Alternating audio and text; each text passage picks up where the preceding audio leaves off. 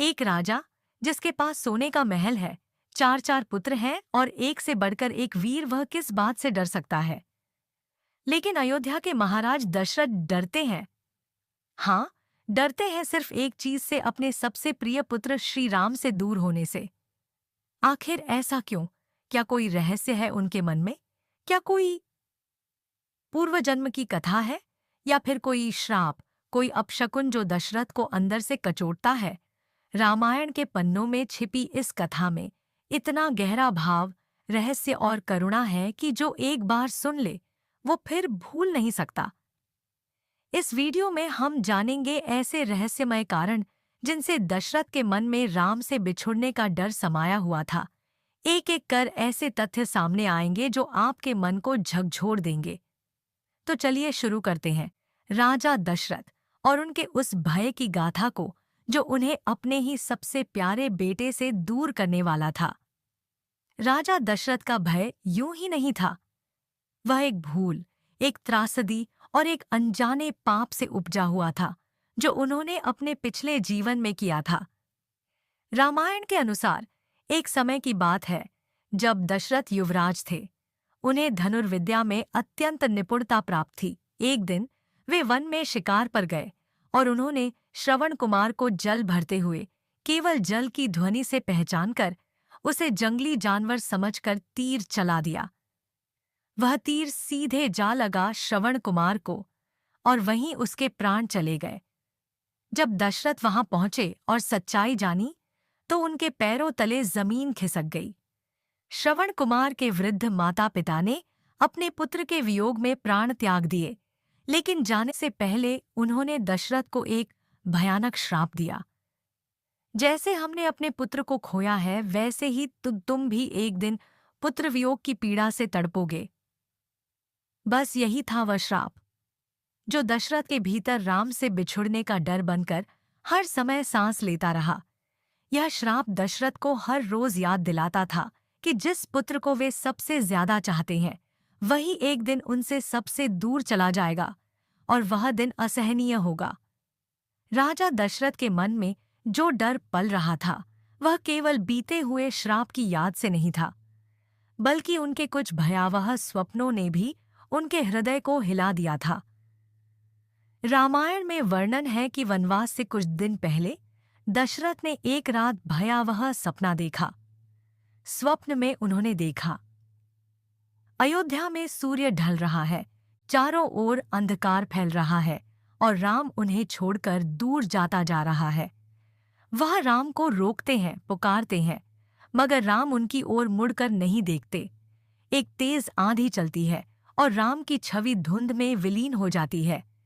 जैसे ही दशरथ की आंख खुलती है, उनका शरीर पसीने से भीग चुका होता है। मन अशांत हो उठता है। वे जान जाते हैं कोई अनहोनी आने वाली है।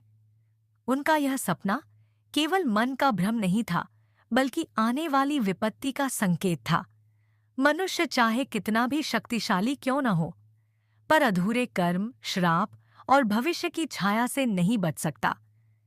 यही कारण था कि दशरथ हर रोज श्रीराम से अलग होने की आशंका में घुटते रहे, क्योंकि उनका हृदय जानता था जिससे सबसे अधिक प्रेम होता है, उसका ही वियोग सबसे अधिक पीड़ा देता है।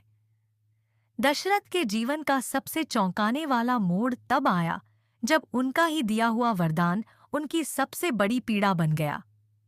कई वर्ष पहले जब दशरथ एक युद्ध में बुरी तरह घायल हुए थे, तब रानी कैकेयी ने उन्हें बचाया था।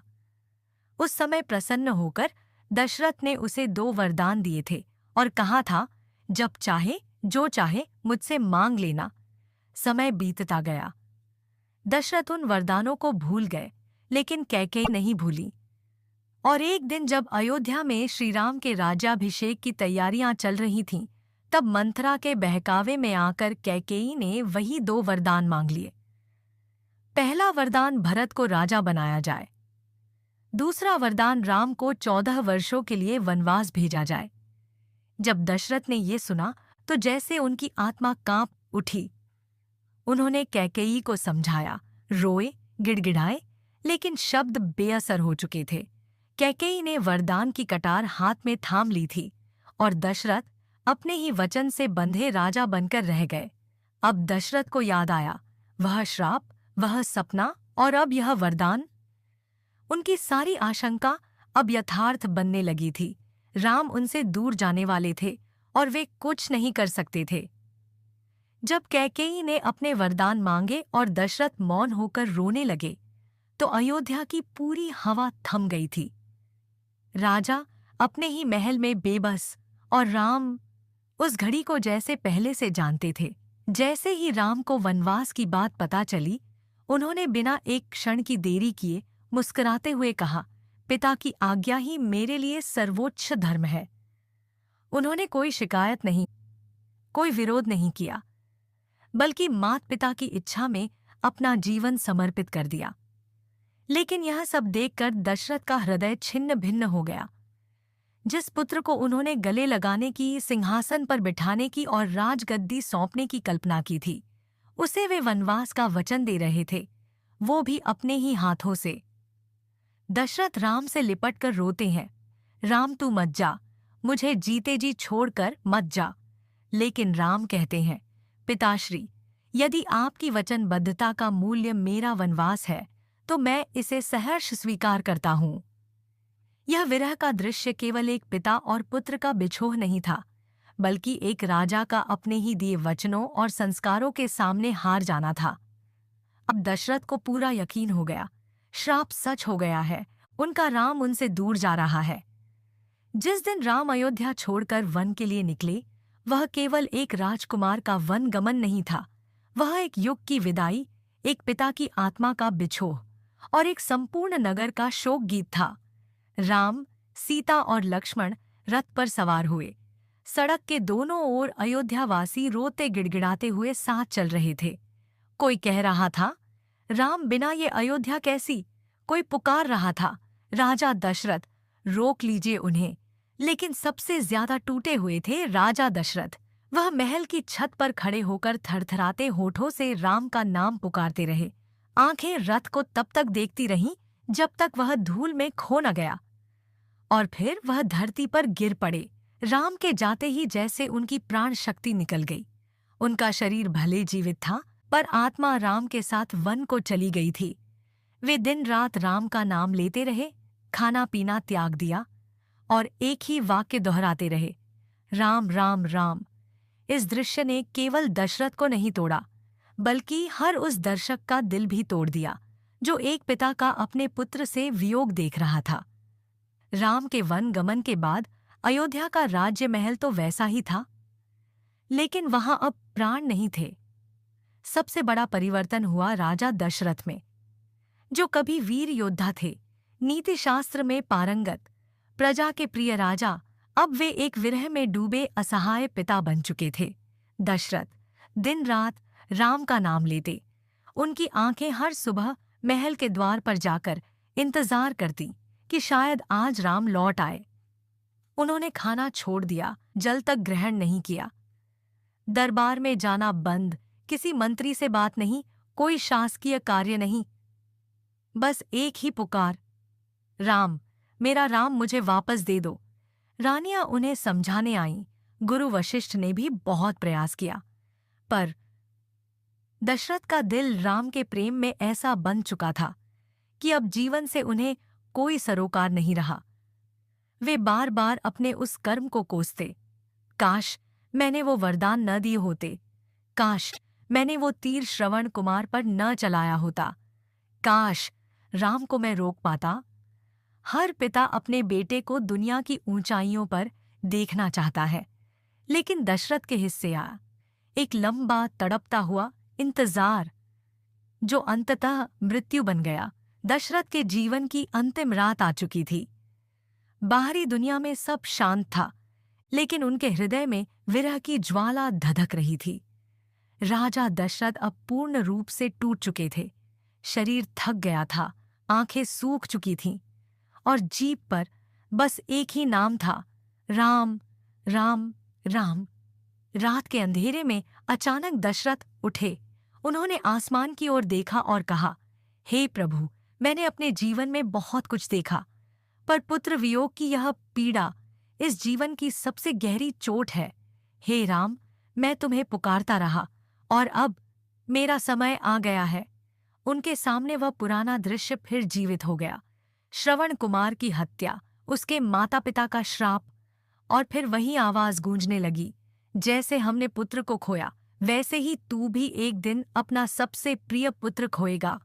और जैसे ही यह शब्द उनके मन में गूंजे, राजा दशरथ ने राम का नाम लेते हुए धीरे से आंखें मूंद लीं। प्राण पखेरु उड़ गए। राजा नहीं रहे, उनके प्राण उसी क्षण निकल गए जब राम अयोध्या की सीमा लांघकर वन में प्रविष्ट हुए थे।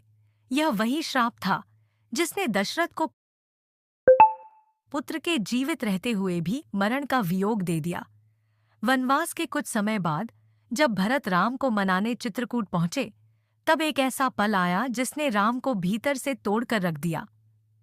भरत ने रोते हुए राम के चरणों में गिरकर कहा, भैया, पिताश्री अब इस धरती पर नहीं है। उन्होंने आपका नाम लेते हुए ही प्राण त्याग दिए। ये सुनते ही राम स्तब्ध रह गए। उनकी आंखें फैल गईं, हाथ कांपने लगे और फिर जैसे वाणी ही बंद हो गई। राम ने धरती को छूते हुए कहा, पिताश्री, आपने मुझे बुलाया और मैं नहीं आया। मैं तो धर्म निभा रहा था और आप वियोग में प्राण त्याग गए। वन में खड़े होकर राम ने आकाश की ओर देखा और विलाप किया, जिसे सुनकर पेड़, पशु पक्षी और पहाड़ तक मौन हो गए।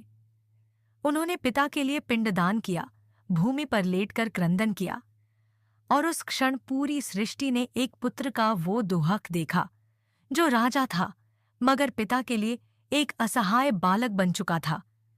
श्रीराम की पीड़ा यही बताती है कि पिता के बिना कोई पुत्र पूर्ण नहीं होता, चाहे वह स्वयं भगवान ही क्यों न हो। राजा दशरथ की पूरी जीवन गाथा हमें सिर्फ एक कहानी नहीं सुनाती, बल्कि हमें वो गहरा जीवन संदेश देती है जो भावनाओं, कर्तव्यों और कर्मों से बुना हुआ है। दशरथ एक प्रतापी राजा थे, पर वे वचनबद्धता, श्राप और पुत्र प्रेम के बीच ऐसे उलझे कि अंततः उन्हें अपना प्राण तक गंवाना पड़ा। इस पूरी कथा में 3 बातें हमें झकझोरती हैं। 1. कर्म कभी पीछा नहीं छोड़ते। दशरथ के एक भूल से निकला श्राप जीवन का सबसे बड़ा दुहक बन गया। 2. वचन कभी हल्के में मत लो, कैकेयी को दिया गया वरदान उन्हीं के जीवन का सर्वनाश कर गया। 3. पुत्र का प्रेम अमर होता है। राम ने अपने पिता के लिए सब कुछ सह लिया, वनवास, पीड़ा, को वियोग, सब कुछ। जब दशरथ ने राम को खोया तो उन्होंने केवल एक पुत्र नहीं खोया, बल्कि उन्होंने अपना धर्म, आत्मा और संपूर्ण जीवन खो दिया। और जब राम को अपने पिता के निधन का पता चला तो उन्होंने केवल आंसू नहीं बहाए, बल्कि उस विरह को जीवन भर अपने हृदय में जिया। यह गाथा हमें सिखाती है कि कभी भी अपनों से प्रेम जताने में देर न करें, क्योंकि समय कभी रुकता नहीं और पछतावा समय की सबसे भारी कीमत होती है। अगर आपको ये गाथा दिल को छू गई हो तो वीडियो को लाइक जरूर करें, अपना अनुभव कमेंट में बांटें और ऐसे ही दुर्लभ और गूढ़ गाथाओं के लिए चैनल को सब्सक्राइब करना बिल्कुल न भूलें। जय श्री राम।